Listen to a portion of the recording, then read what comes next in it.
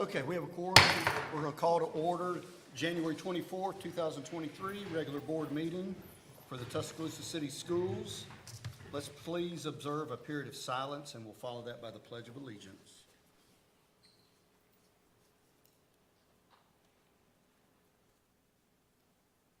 Attention, salute, pledge. I pledge allegiance to the flag of the United States of America and to the republic for which it stands, one nation, under God, indivisible, with liberty and justice for all. All right, good evening, board. Good evening, everyone. Good evening. How you doing? Everybody's great, thank you. All right, item number 3, can we have a motion to adopt the January 24th regular board meeting agenda? So moved. Second. All in favor? Aye. Anybody opposed? That'll be approved. Board may have a motion to approve the minutes of the January 10th, 2023 regular board meeting and the notes of the January 17th, 2023 board work session. So moved. Have a motion? May I have a second? Second, down number 7. Second, Mr. Simmons. All in favor? Aye. Anybody opposed? Each of those minutes will be approved. May I skip number 5 or no? No, sir, you may not. Okay. Item 5, School Board Member Recognition Month. Powering the Next Generation. Dr. Dario. Yes, sir. Mr. Chairman, board members, this is School Board Recognition Month, and I know you've asked to not do anything to really do that, but this school system greatly appreciates you, your service, your leadership, and what you bring to our community through our school system. I think it's really appropriate that we just left the event we left where you got to see the work of this school system through our students and our teachers. And I think the title for this month, Powering the Next Generation, is extremely appropriate because you saw a sample, a very small sample of what you are doing to really give power to the next generation. Because what we just witnessed were students who were engaged in their learning, sharing their learning, and learning at a high level and with a lot of critical thinking. And this school board supports programs like the one we just experienced. It supports our people doing really great work in our school system, and our community, and certainly the folks that you've got on your team here in the school system. We appreciate your leadership, your vision, and your commitment to results. That's what you're about, and I've said this before, and it's worth saying again. It is hard probably to count the number of hours you spend on moving this school system forward in your respective role, and we cannot thank you enough. So we want to certainly take this opportunity to say thank you during this month of January. Dr. Elam and some of our principals are here, so I'm going to ask Dr. Elam to come to the podium. Good evening, board. Good evening. It is always an honor just to stand before you all because we appreciate all that you do for us. And those of y'all that know me really well, is I always write a speech and I don't typically stick to it. But I did just want to let you all know that after what seems to be 2 of the craziest years that we've had and having a little bit of normalcy back, but you all continue to push us forward even in those hard times. And you all continue to help us to become better and think of new things to do and better ways to help our students reach new heights. And as Dr. Derrier always says, move the needle of excellence. And so we just thank you for that. And thank you for always believing in us. Thank you for listening to our needs and being willing to always go the extra mile to make sure that our students have what they need. You truly are a board that wants to be in the trenches with us and are making sure that we have the things that we need, and we really do appreciate that. And I know that we don't often enough times tell you how much we appreciate all that you do. And so we just wanted to just continuing with your vision of continuing to have our libraries have exemplary status and to continue to work towards that vision. We have decided again this year to dedicate books in each of your names, and so at each of our schools we have there'll be a plaque in the books and have your names in honor of you, and we just appreciate what you do on a regular basis. I know that it takes a lot away from your family and the time, but we see how much you give and how much you give 100% when you're in these seats, and we really do appreciate that. And so on behalf of all the principals and our faculties and our staff, thank you for loving our students and for supporting us and listening when we need someone to talk to. So thank you so much on behalf of the principals and our faculties and staff. Thank you, Dr. Thank you. And Dr. Eric, may I say one thing, please? You know, number one, it's always an honor to speak on behalf of these wonderful, wonderful people. But y'all say that we make y'all's job easier, but each of the leaders in this room, and all of these are special people, I love seeing their faces. Y'all make our job easier, and y'all are what drive this system. So from us, thank you for being the leaders and making our job easier. It's easy to lead when you have people that are doing wonderful things and that you trust and that move the needle each and every day. So on behalf of the board, we want to thank y'all for making our job easier. I usually good with Eric speaking on behalf of me, but don't speak on behalf of me when they're talking about celebrating something. I like the celebration. Okay, but the other part is I absolutely love working with these group of people because it's so diverse, and they actually get it, and everybody on this board believe in getting in the trenches, like you said. Like, no one understands but us, this relationship. This board is dynamic, but we wouldn't know what to do without Dr. Sherrod, Dr. Pope, Dr. Cameron, J. Duke, Jinx. I worried a mess out of Edward Smith, and Lord knows, you just coming on, Lydia, and you do a wonderful job. But without the principals, everybody, the nuts and bolts, I feel like in this school system, is Ms. Leah's house. And so, yeah, it's Board Appreciation Month, but she takes care of us. And I really, when I tell you from the bottom of my heart today, something come through, I screenshot and sent it to her. She said, Erica, you know, if without her, I don't even know how I could just keep up with so much on the board. So I want to give you a round of applause, Ms. House, because you make this board extra great.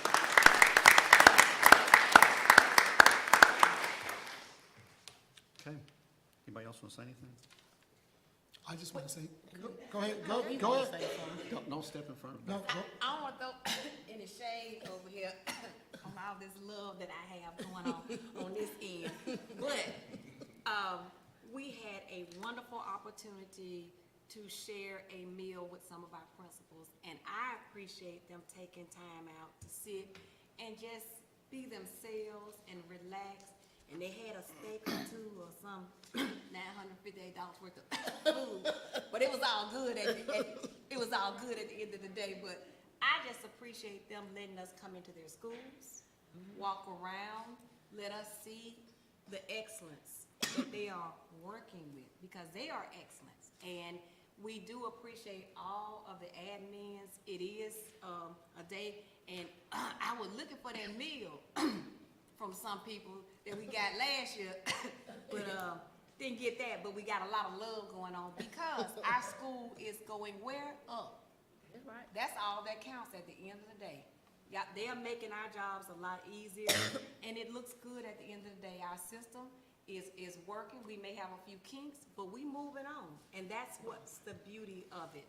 It's not about a celebration for us, it's a celebration for all of us. Right. But even though I got that blue sign over there.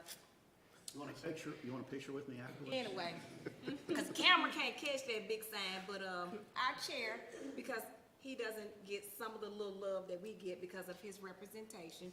We thank you for your leadership in this board and keeping us straight and forward.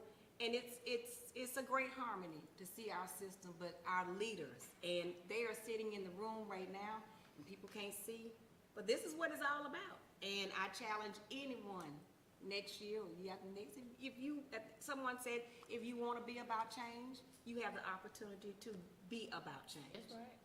So.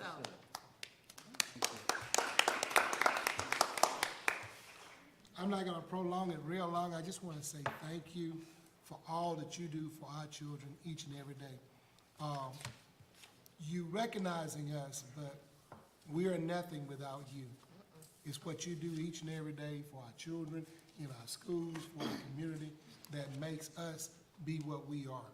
And nothing that we can do individually or as a group collective can impact our children more than what you do each and every day. And we just want to thank you. And for you principals, and if any teachers or anyone's listening or watching, it's you all that makes the difference in our system, and we just there to help you get to where we need to get to. And thank you. Just to final piggyback on everything that's been said, guys, y'all gotta know, if we knew that this surprise celebration was happening tonight, we would have voted against it. Seriously, we would have said, no, nada. And Eric tried to articulate that, but the bottom line is, we don't do this for the fame, for the glory, and if there ain't any glitz or glamour, you know, we sure as heck don't do it for it. But we simply do it for our love and passion for the kids. But that means nothing to us if it doesn't mean the same thing to you all. So for each of you principals especially, to take your time and show appreciation and love for the kids that you have in your classroom, that speaks volumes to the type of people that you are. Individually and collectively, you're one solid unit. You're one strong team from Dr. Daria on down. We're just glad to be that little bit of icing on the cake that you probably shouldn't have too much of it because it's too sweet and it'll make you sick to your stomach if you eat too much of us. But we thank you for allowing us to be the topping of your cake and so that we all can benefit and receive the rewards of those happy kids that walks through our doors each day. They are safe, they're solid, they're sound, and we appreciate y'all. Thank y'all. Thank you, Mr. Simmons. Okay, moving along. Thank you, Dr. Daria. Thank you.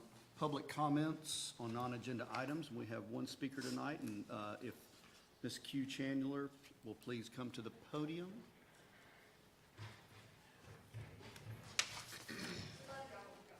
So you like Hey, to wait go a minute. into- Y'all have to stay for the whole meeting. Right. See y'all later. Thank you all.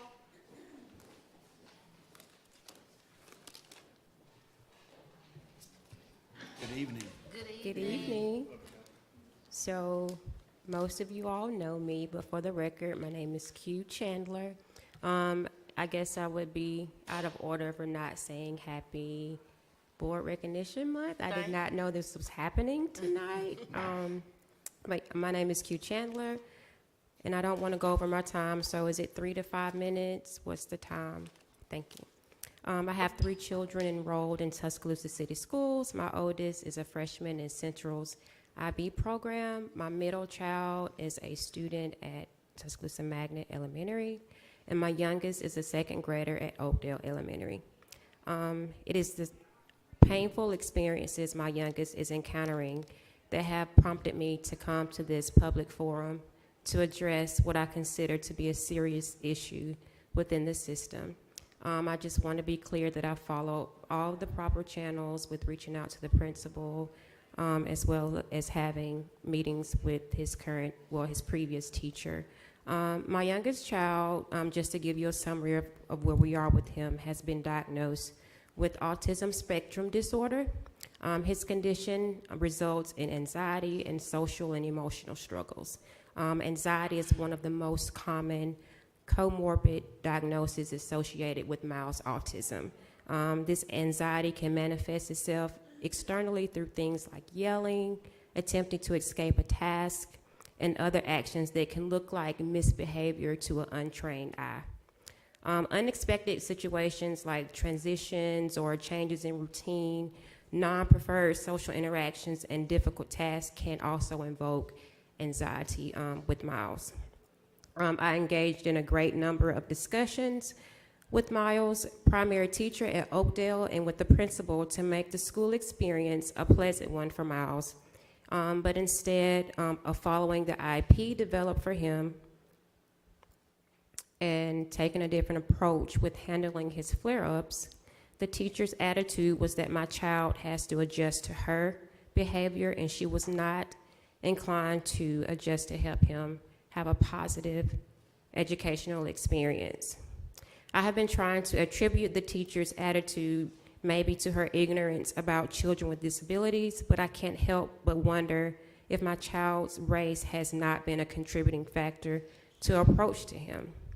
Each time I attempted to discuss his situation and her handling the situation, I was met with defensiveness and hostility. Finally, I took the matter with the principal. I took the matter to the principal, who basically said that her hands were tied and the only solution would be to remove him from the teacher's class. And that has happened, and he's with a teacher who is compassionate. This has now been done, but the defensive and insensitive teacher is still left at the school. This is very concerning to me as a mother. I don't understand why our system is allowing a teacher who has shown disdain for Black children. Black children make up 70% of the district's enrollment, but have to be exposed constantly to teachers who are not concerned with their education. Speaking from my perspective with Miles, I can't speak for the system overall, but just from our experience that started last year. When is the system going to do something about racism emanating from teachers and school administrators toward children of color? There are a number of examples that have been made public, and you all are aware of them. I won't go into them. I would like to imagine that the overall goal would be to remove individuals from our system to make sure our children have a positive learning experience. I wanted to read, and I hope I'm not going over my time, You're good. 2020 statement that you all made concerning a counselor and their resignation. TCS is committed to the principles of equity for all students. The board believes that all students are entitled to a safe school experience in which students can realize their maximum potential and engage fully in the learning process. And I get it. We're here, 30 seconds. When will the school system take action to ensure that children of color are protected from racist behaviors from school system personnel? I know that you all cannot respond right now. You can't answer my concerns, but I just wanted it to be known that I have followed all the proper channels, and I'm still concerned, not only as a parent, but also a community advocate. It's so much bigger than my child. Thank you so much. Thank you, Ms. Chandler. Okay, moving along to item 7, informational reports from the superintendent and the executive administrative staff. 7A, we will receive the overview and facilities from Mr. Smith. Good evening, Mr. Smith. Good evening, board members. Good evening. Tonight, again, I'm going to provide the highlights for facilities and some of the things that we've been doing in the district and how we're going with some of our projects as well. So, let's see here. Okay. First of all, I'll start out with Woodland Forest. Woodland Forest has been one of the schools that we've been wanting to revitalize. So here are some of the items that we have already started. One of the highlights we have here that we've already done, the fence line, the dumpsters, and we're also painting all the outside doors to the school as well. Signs will be forthcoming in the next 5 to 6 weeks.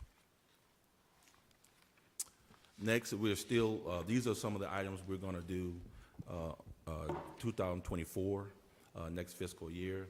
We're looking on revamping the front of the building, so we want to do that as well. These are planned items that we are planning on doing to enhance the building. Here, we just wanted to kind of give you an update on the lawn care over Central Elementary. Water Scott is getting ready to provide those submittals to the state. So that's phase 1, that's phase 2. Also, Taspa Gym, the submittals were provided, so we've already started the boring process to checking the grounds and all that. So we'll have more of an update when all the information comes back. That will be forthgoing as well. And we'll be moving the playground, so the playground will be moved as well. So that's a part of the process as we go through it. And as we update the information, we'll show all those things that are going on. Here we have Central High School. This is our one of the proposals that we did in reference to redo their gym. This is not the final rendition. We haven't got the feedback from everyone at the school. However, this is one of the ideas that we had initially. It'll be similar to Bryan and Northridge High School. They've already had theirs done. So, on the side, you'll see our tentative future schedules, and we'll be planning on doing this on June 23rd of this year, this summer. And here, I just want to highlight again, this is what Northridge looks like now. Okay, and so when we do these gyms, it really changes those anchor areas. So I plan to see the same thing at Northridge, and has already had one at Bryan as well. Here, our branding has started. Here's some of the branding rendition that's already, we've already done over at Central High School. We still have more to go. We had done it in phases for the principals and everyone to kind of adjust to what they were looking for. We will do more in athletics as well. As money becomes available, the principals are using their budget to enhance these areas in their building. And these are actual pictures of the school. Same thing at Bryan. I mean, if you've been to Bryan, this is already up at Bryan. And these are some of the areas. You see the office, you see the interior areas, main gym, stairwells, and the building entrance. We will also have other areas impacted as well. And here, this is some of the areas that we had during our freeze. Central High School was impacted upstairs. All those areas have been taken care of as of now. It was a lot of work during the break, but this is just this is the main room that was impacted. So all those areas are up and running as we speak. Mr. Smith, I'm going to break for a minute. Board members, I know we talked a little bit about these breaks during the winter break, but what Mr. Smith and the rest of the facilities team, even though we did have 2 to 3 areas, a lot of prevention was put in place, and a lot of monitoring to make sure if we did have a break, we were on it pretty quickly. So Oakdale and Central High School, both are examples of, had the response time been much later, we would have had a much larger issue. So when I look and hear about the other schools and other buildings across the state that went through that freeze, I believe because of really strong efforts from Mr. Smith, Mr. Tyra, and then our principals who came in and inspected their buildings over the break, we were able to decrease the potential damages that were there, because it was a tough freeze, but they did some things in advance that prevented some of those things from happening. So just wanted to say thank you for that. And here at TMS, we had a lot of water there. You can kind of see the water. It's like a couple of inches of water in the hallway and carpet and things of that nature on the 7th grade wing. Again, we had principals responding and doing the same thing what Dr. Darren mentioned.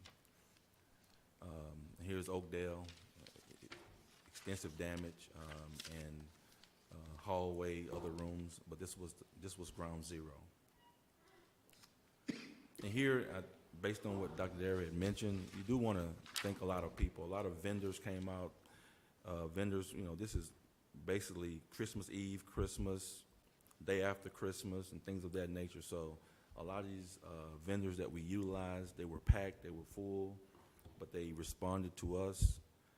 They were, I know we had some big events at other areas in the city. So, from the facilities team to our contract partners, we definitely appreciate what they did to help reduce the outcome of the school property and education time loss.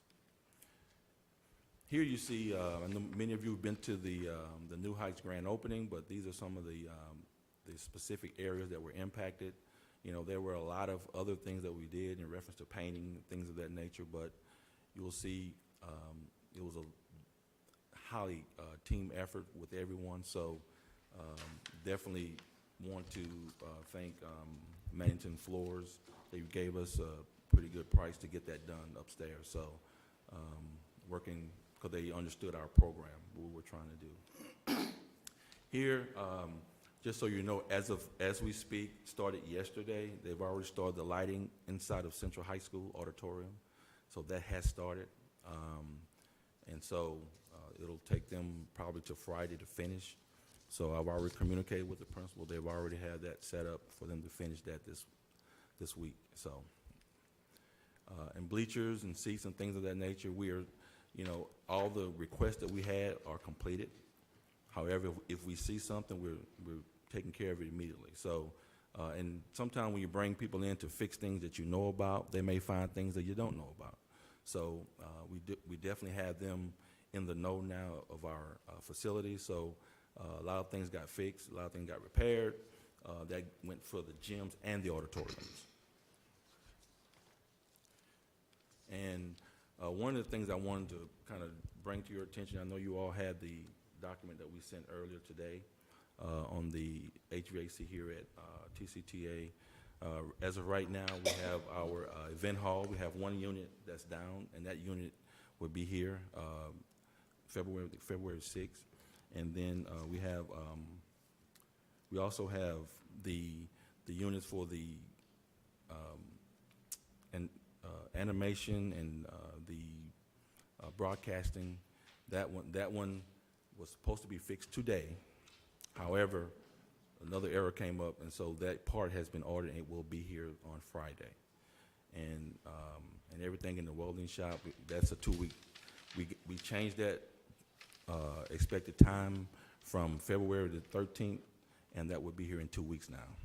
We were able to get another unit similar that could work, and so that's happening as well. And what I will do, as we spoke earlier, we will definitely keep everybody in tune to what the process is going forward. Okay, thank you, Mr. Smith. Do we have questions or comments from the board for Mr. Smith? I have a ton of them. I'm just playing. I constantly had a question and comment. I have consistently been unhappy with the support that we're getting from Train on our air conditioning units, throughout the system, and particularly in this building. I hope that they will be on site soon, seeing what the issues are and get those issues repaired. I think we almost run into a year with these issues that we've been rolling. And it's not 100% COVID. That was the issues, The promises they made to us when we went with a lot of the units all throughout our system was that we was gonna have the support that was there, and that's what they committed to. And I don't feel that we're getting that support from them. And if it's something that deals with us, they need to be working hand in hand with our people. Yes. And we need to get these things fixed. Yes, sir. We don't need to prolong any longer on this matter, and I just hope that they're gonna be on site here soon so that they can actually see what's going on instead of us keep sending them information and we going back and forth, back and forth. It is totally and absolutely unacceptable.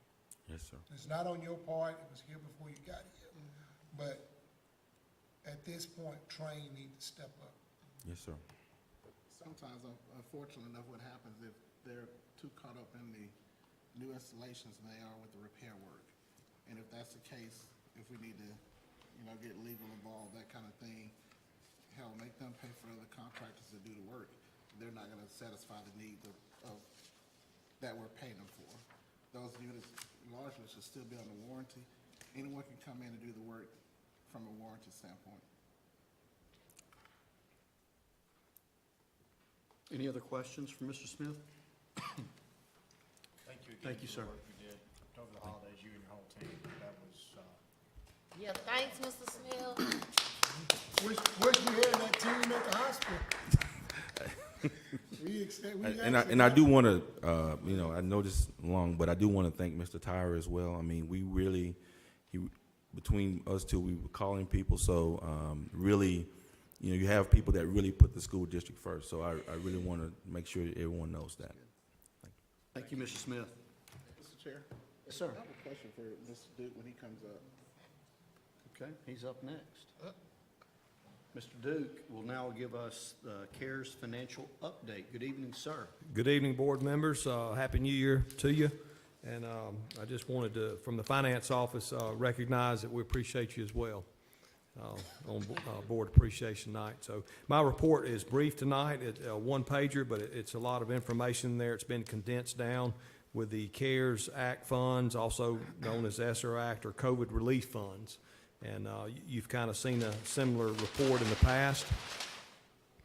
And CARES 1 is spent in the books last year, and that was more to the response and to COVID outbreaks and things as such. CARES 2 is 76% spent as of November the 30th. And as of November 30th, there would have been 10 months left to spend, so we've got less than a year to go. And so that ends September the 30th of this year, CARES 2 does. So we're tracking along on schedule as we have this CARES 2 budgeted out. And in dollars, that's about $3 million remaining. And just so you'll know, we spent last summer about over $1 million on our summer program. So a lot of that will go away or be used up, I should say, this summer. We spend about a little over $150,000 a month on personnel out of CARES 2. So again, from here out, we've got about 8 months as we stand here today. So we'll eat through that CARES money as planned on CARES 2. I'm going to now move to CARES 3. And we're about 25% spent through November 30th. And as of November 30th, there were 22 months left. So that's why it's not spent as much as CARES 2, because it'll go to September 30th of 2024.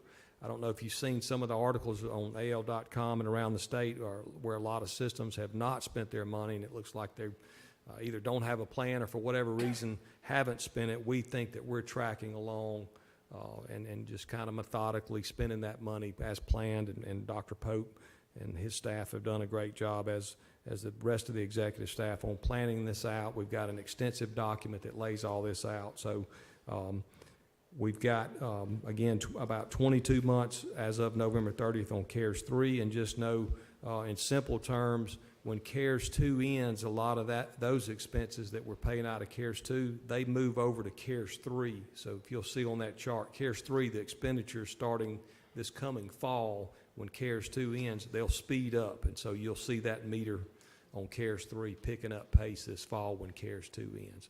I'll pause there.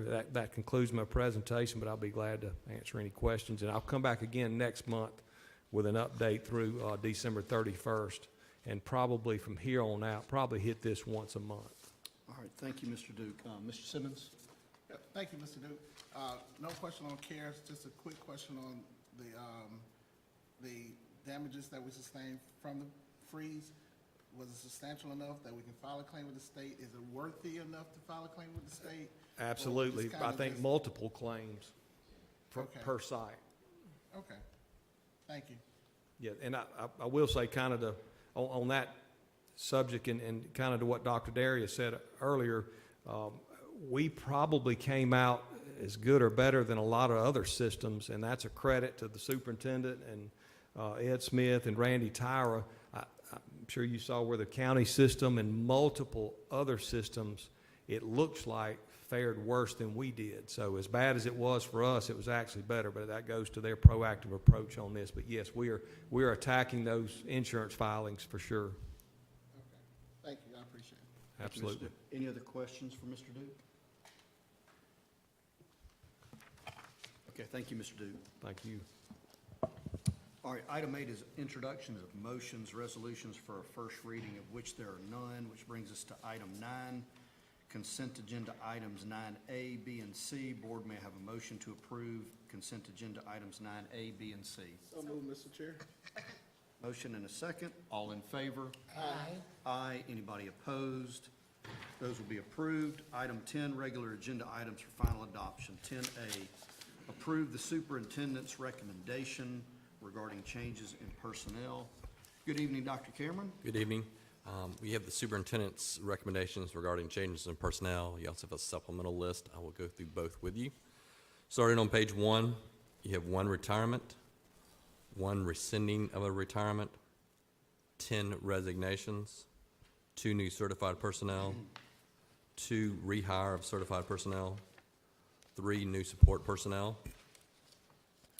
You have 16 part-time extended day tutors, 1 reassignment, 1 7-day suspension for certified personnel pursuant to the Students First Act, one 22-23 athletic supplement,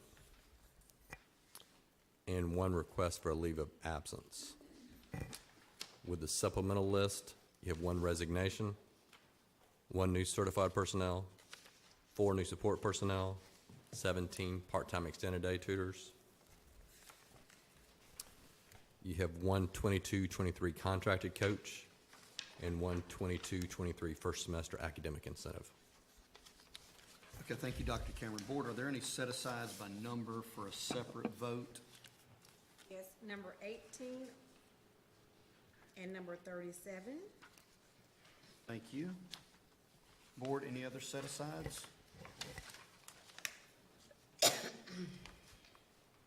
Last call for set-asides. Okay, Board, accepting number 18 and number 37, may I have a motion to approve? Second. We have a motion and a second, or are there any questions, or is there any discussion? I got it.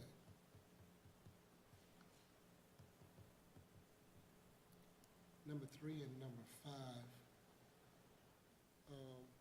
Do we have a plan? We do. We hired for number 5, we hired who's a student intern, but is doing a long-term sub.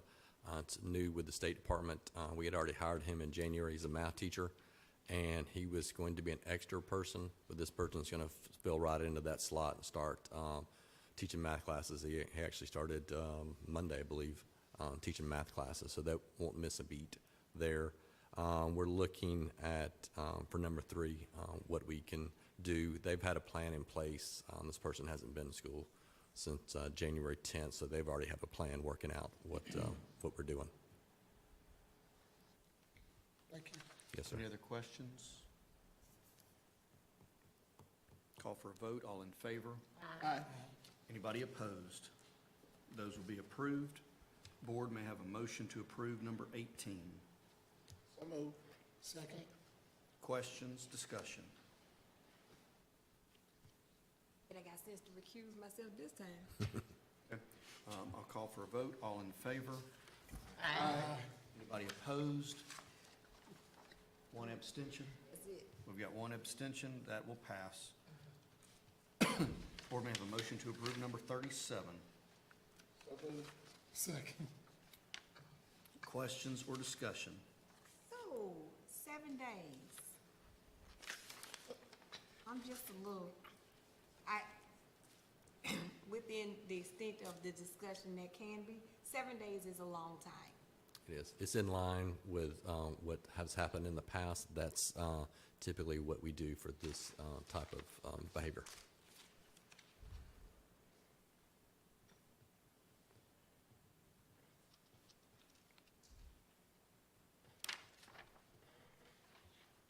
Any other questions on number 37? I'll call for a vote. All in favor? Aye. Aye. Anybody opposed? Any abstentions? That will pass.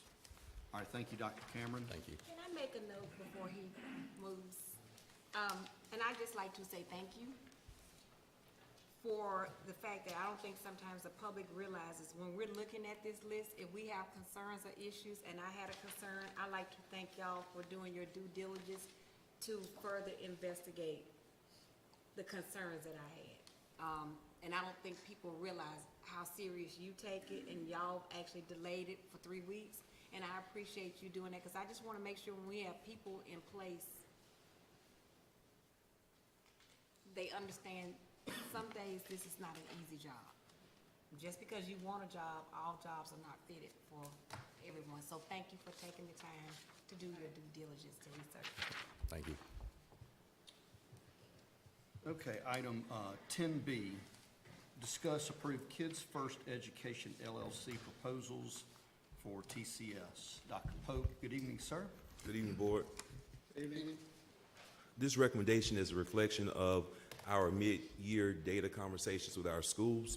So the first one, we got a chance to review our data and make adjustments and what the needs were shared with us. So this contract is supporting Westlawn Middle School. They their data reflected a need for interventions in math. So we were able to find someone. So this contract is supporting 40 days at Westlawn with a math intervention teacher. Arcadia, Skyland, and University Place, our math coaches were divided into two, like they serve two schools. We realized Central Elementary School, Oakdale Elementary School, and MLK need a full-time math coach. We put those that were hired through ESSER funds direct with those schools full-time and contracting out those three schools, Arcadia, Skyland, and UP. So they're serving, will be coaching support there, but contracted services with Kids First, supporting those schools, but those schools of high need have a full-time coach in the building. The third one is basically Central Elementary School. Our supports and efforts there are targeted support on what we need to make sure all kids in the building is actually, they all are learning, but teachers are getting the support as well. So we built in a what I need situation that is tied exactly to ACAP to see and support those kids, so they're getting intervention and they're getting the support in coaching. So through that piece, it's like a boot camp, a 20-day boot camp that's going along with ACAP and with those standard alignments with Alabama State standards. And when they're testing, we can pull what their needs are, adjust the instruction, and make sure those kids are getting the service and the instruction that they need, but also the support for the teachers, because the teachers need that support as well. The fourth item is student intervention and coaching for teachers. In the elementary schools, we have one literacy coach. And that literacy coach, in years prior, the literacy coach could work grades K through 5. Because of the Literacy Act, the coach is only able to serve grades K through 3. Therefore, our 4th and 5th grade teachers do not have any support in the building. We're contracting with Kids First to provide a coach for Martin Luther King and Central Elementary School to have a 4th and 5th grade coach in the area of English language arts. So those recommendations are all based on our mid-year conversations with the team, looking where the data is actually speaking and being able to talk about what's working in the classroom, what supports are needed, and where we have any deficits. So we're addressing those things along the way, and we start out our mid-year conversations with our schools with the highest priority to make sure that we start early. So by the time we reach the part, I always say this, Daria kind of gives me a blank check to say we can make those decisions right now. So we bring it before the board for recommendations on actions that are based off of the needs of the school. You have any questions? We may have a motion. Approval, how soon? Yeah, hold on one second. Let's have a motion to approve. So moved. We have a motion and we have a second by Ms. Powell. Questions? Pending approval, how long, how soon can we see them in there? They're waiting on my call tonight. As soon as you say is approved, and they'll start tomorrow. Oh, great. I just had a question about why it was limited, is that the state limited that we could only? The state changed it. When I was a reading coach, I could serve grades K through 5. I served all the teachers in the building. We were under that probably around 2000. The act was enforced in 2019, so that limited us in 2019. Then also to add to that, we were paying some of their salaries, whereas the state were only sending $55,000. I think now is matching their salary. Benefits may not be included. I'm not sure on that, but the state is sending an increase in their salaries as well. So it's to the point, if you go to a building, they will not go, it's because they're being told you cannot serve past 3rd grade, because the Literacy Act is saying K3, which is legislative, and that support and the funds that were given were all based on grades K3.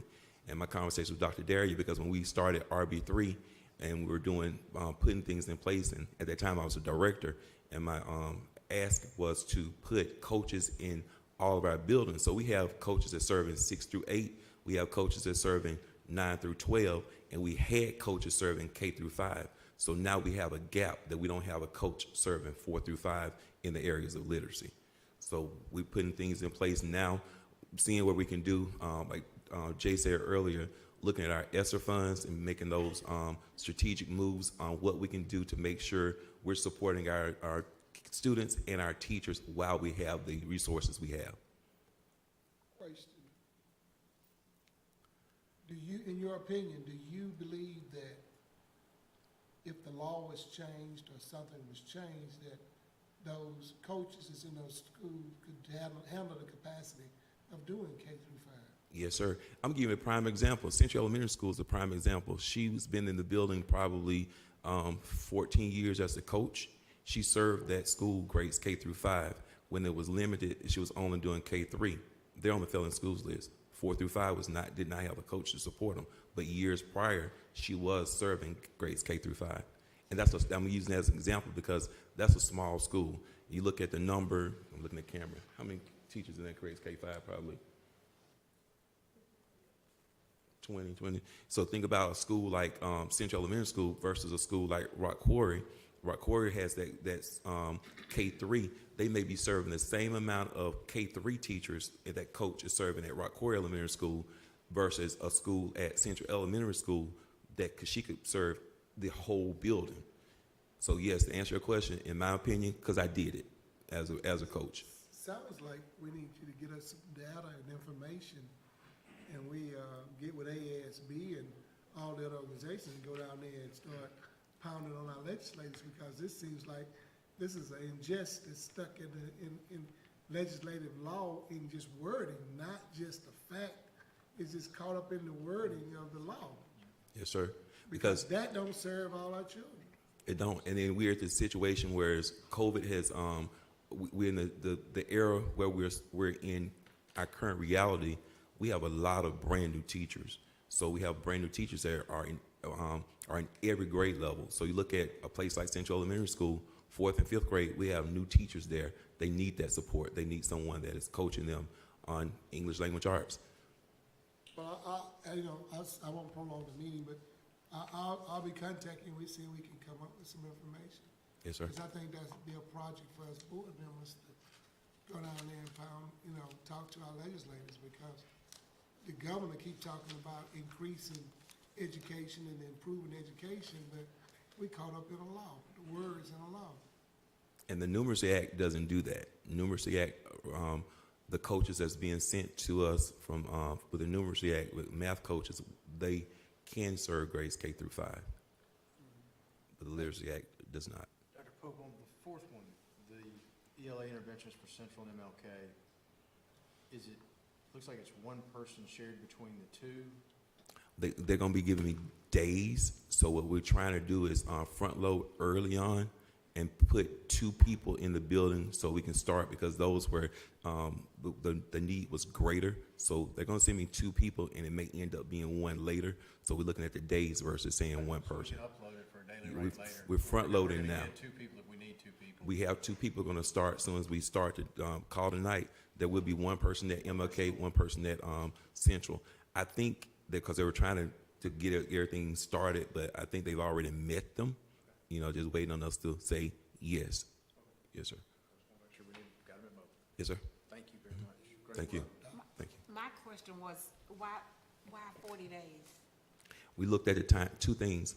Math is hard to find, a math person. And this person, I think she lives in Tuscaloosa, she's in the county, and she's been working with the system, but she's doing something in the county already. She's stopping with us. I think she starts on Friday at West Lawn.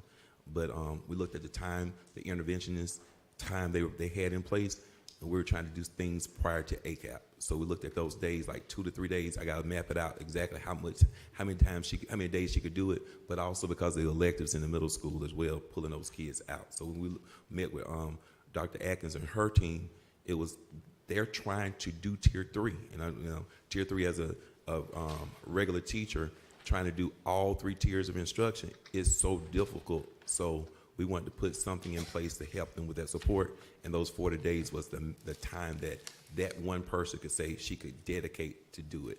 Now, to go back to what Mr. Hamner said earlier, I will be coming before you because we have more schools to go forward, but we're trying to do our priority schools now, and we may come back and say, hey, we want to add more days to West Lawn, or we may want to add days to Eastwood, because we had done Eastwood's, theirs is next Monday. So we have those days of getting 2 schools a day in. But So, and it could be that you're coming to this, and I'm just trying to put it in my brain. yes, ma'am. Our 2 schools that are on the failing list, West Lawn and Central. Central. They are up here. Yes, ma'am. Where's Bryant High School? You already approved that last Okay. month. Yeah, they were our very first because you're dealing with ACT, dealing with intervention efforts. So we tried to plug those things in of hiring high school. Secondary people are much harder to find, even in this contract role and getting people, because basically they have either quit the public education and turn into a private sector. So the most skilled people, and we have them to interview them, contact them, they're teaching. What I like about Kids First, when we told them where our current reality at Bryant High School, he said the best thing for them was to get someone to work with children, not the teachers right now. Next year when we pull in, we'll start looking at teachers. But Bryant High School, they're working with the kids, tutoring. I'm just making sure strategically we're Yes, ma'am. placing bodies. I know y'all are doing that, but just, I'm tracking in my mind. Yes, ma'am. Yeah. If I can make one quick comment before we close on this, or unless there are additional, and Dr. Pope said this, but I think a couple things that are really important. One is, and I know you guys know this, but doing a contract is not committed to personnel. So as we're looking at this last year of ESSER, this is a good way to still get the value we need. And the second part, Dr. Pope said this, but the mid-year data meetings that are taking place right now, he said we start with the priority schools, and we have. What you have here are adjustments that come from a really in-depth conversation on the data and the whole team of that school.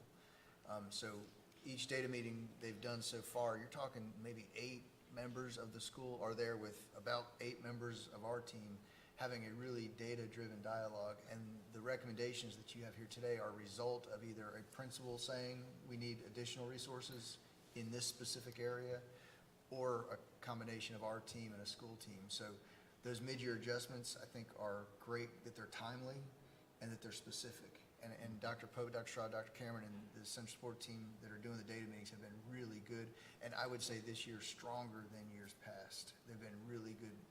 And then the last thing I want to say is thank you for the questions. This is some of the most important stuff we're doing at this point to really move forward. And we appreciate your attention to the details of what we're doing and asking these questions. It means a lot to us. So thank you. Okay, any further questions for Dr. Pope? Call for a vote. All in favor? Aye. Anybody opposed? That'll be approved. 10C, discuss approve Research and Development LLC proposed agreements for contracts to support and monitor ESSER 2 and ESSER 3 funds, and to mentor and support the Federal Programs Director, Dr. Pope. Yes, Board, this contract is addressing our need for basically an ESSER administrator. When we looked at, when I completed the application for ESSER 1, 2, and 3, it's basically a grant application. You applying, putting in what your request is, making sure that it's aligning with federal guidelines, even though with COVID was there. When we went through our first ESSER 1 review, they were very dismissive of COVID-related responses, and it was all about respond to what we were in that particular time frame in 2020. Well, when the review came out, we were telling things like, well, we were approved for this, we were approved for that. They went back to the blue book, which is a blue book that federal programs guidelines follow when you're dealing with federal money. And Dr. Darius' words are that I need to be in classrooms and I can't do this and do that part. So we need to, we're not going to hire a person, but having someone to be making sure that we're in compliance with all these millions of dollars, looking at exactly where our grant application, what we said we were going to do with it, how we're going to spend it, and things like, because all POs come through me with purchasing, but things like we have a threshold with board approval for inventory. But this goes back to days when you remember, you all probably don't remember, most of you remember Chapter 1 days when everything was labeled with Chapter 1 or Title 1. That's how they were asking for those items that we purchased. So this person would have to make sure anything that's being purchased with ESSER 1, 2, or 3 funds are labeled appropriately, regardless whether it's, if the words they told us, if it can walk out, it needs to be labeled. So we were labeling, we were all good on our technology because Mr. Jinks and his team made sure that we are always inventorying technology, and then we were looking at our dollar amount that we have as a board, where we need to make sure those things were actually coded correctly and inventoried and tagged appropriately. Whereas we had some guns, the spray guns that we were disinfecting and may have cost $200, they wanted those. We had to take pictures, find them at the bus shop, take pictures of those items and send to them, to the state. There was that granular work that we need support on. So we are contracting with this company to actually support us on that and being that assistant to do those things, work with my office and making sure that we are in compliance. But if any questions come up, oversight, because this person has also served in capacity of being the federal programs director, but will be our oversight of making sure we're always going through a compliance, because we believe if we do things right in the beginning, once the review happens, we won't be trying to do things backwards and try to find those things, but we're always going through that cycle of performing as we are in a review dealing with federal funds. The second portion is Ms. Verda Giles Brown became our director of federal programs in the midst of the school closures. All those things were going on, and we had our contract was we were working to see how we could support her as being a new federal programs director. So, and she still has questions, and we want to make sure she's being provided that mentorship and making sure that she's getting things done, because EGAP is a bear, and that's when we put all our information dealing with federal programs and federal funds, and we have a lot of federal programmatic sub grants underneath the heading of federal funds that she's responsible for, and she wants to be a good steward and making sure that everything we're doing is in compliance. This person will also be her mentor and assist her along the way too. So this is that recommendation. Okay, board, may I have a motion to approve? So moved. Second. Motion and a second. Questions? If they don't run their full billing, we pay them by the hour based on. Pay them by the hour. We did not want to do a cap or a dollar like amount, but we can control when we stop. That's what we wanted to do. We don't want to let them drive us. We drive them. We just control when we stop.